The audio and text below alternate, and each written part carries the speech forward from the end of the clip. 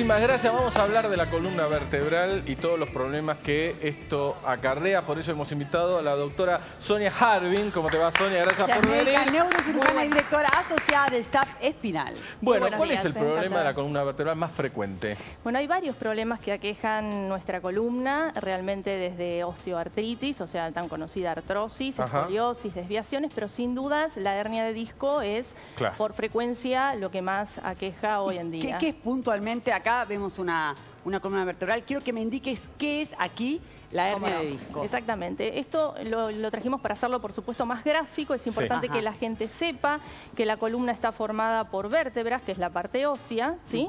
Y además tenemos los discos, los tan famosos y conocidos discos que son amortiguadores entre vértebra y vértebra. Entonces, la hernia de disco es, por definición, la pérdida de localización del disco. Porque se va achatando. Claro, y sufre, o sea, acá tenemos un ejemplo, ¿no es cierto? Sufre una protrusión, ¿sí? Es decir, sale de su espacio, pierde lo que se dice su domicilio en el espacio anatómico y termina comprimiendo estructuras que no debería comprimir. Por eso se lo relaciona esto al famoso dolor de espalda. Cuando decís, che, ando con un dolor de espalda terrible, es justamente el disco. Exactamente. Es muy importante que la gente tenga noción de los síntomas que esto produce para poder tratarlo a tiempo. Es decir, los discos, cuando están fuera de su lugar, comprimen estructuras vecinas, como ser las raíces nerviosas que vienen descendiendo por la médula, y estas raíces a nivel, por ejemplo, lumbar, van a inervar nuestros músculos. Entonces, ¿cuáles son los síntomas puntuales? ¿Dolor de cabeza? No, en este caso no. Cuando hablamos, cuando hablamos a nivel lumbar, que son las hernias de discos más frecuentes, tenemos dolores irradiados, que van irradiando desde la parte lumbar hacia el glúteo, por ejemplo, en una pierna, llegando incluso hasta la punta de los dedos, y con muchas veces hormigueos, que nosotros llamamos parestesia. ¿Y los brazos también que se duermen? Exactamente. Esa es una muy buena pregunta. Cuando eso sucede, tenemos que pensar en una hernia de disco a nivel cervical. Claro. ¿Sí?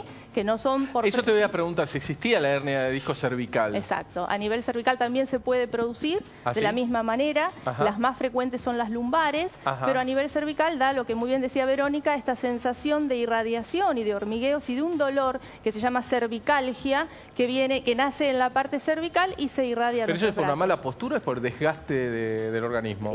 Los factores que llevan a esta causa son varios, desde factores genéticos, desde malas posturas, malos esfuerzos. Son factores que motivan la hernia de disco. Exactamente. ¿Cuáles son entonces? Bueno, las malas posturas, un mal esfuerzo, una carga genética también, hace que la parte externa del disco, que en realidad es la más fuerte, ¿sí? El disco está formado por un anillo externo con fibras de colágeno y un núcleo más gelatinoso, todo esto con un alto contenido de agua. Ahora, la parte externa, por estas causas que nombramos, sufren microtraumatismos reiterados a lo largo de nuestra vida y hacen que en algún momento haya un detonante, ¿sí? Quizás un esfuerzo que uno dice, levanté algo pesado y sentí un tirón, ¿no es cierto? Y eso, o levanté peso, y eso desencadena la protrusión. Ahora, doctora, ¿qué tipo de estudios piden para el diagnóstico de la hernia de disco? Bueno, muchas veces el paciente que empieza con un dolor lumbar o un dolor cervical va al médico y empiezan con las placas, bueno, es algo muscular, y ahí es importante hacer hincapié,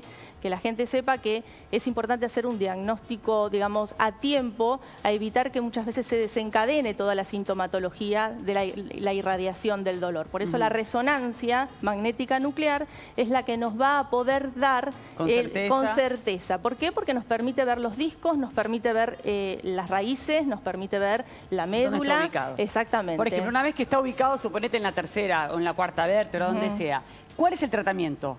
Bueno, en cuanto a tratamientos, debemos decir que la gente no debe tener miedo, que ya hace más de 10 años o quizás un poco menos que se están instaurando tratamientos de mínima invasión. O sea, es decir, no operable. Muchas veces podemos claro, resolverlo sin cirugía, exactamente, con tratamientos que por una punción podemos ingresar al disco, ¿sí? Hacer que ese disco reduzca su presión, por ejemplo, la ozonoterapia, láser, ¿sí? Hay tratamientos hoy incluso con endoscopía, y la verdad que tengo el orgullo de decir que, bueno, en nuestro centro estamos actualizados apoyados porque, bueno, el director general, el doctor Gabriel Calle, que es el presidente de la Sociedad Interamericana de Cirugía de Columna de Mínima Invasión, es una sociedad internacional que nos permite una permanente actualización. Es importante desterrar la idea de que todas las hernias, como en un momento las eran quirúrgicas, muchas veces hay posibilidades. Perfecto. Doctora Sonia Harbin, muchísimas gracias porque esto es un tema que nos aqueja a todos. Todos tenemos una mala postura, todos nos quejamos del dolor de espalda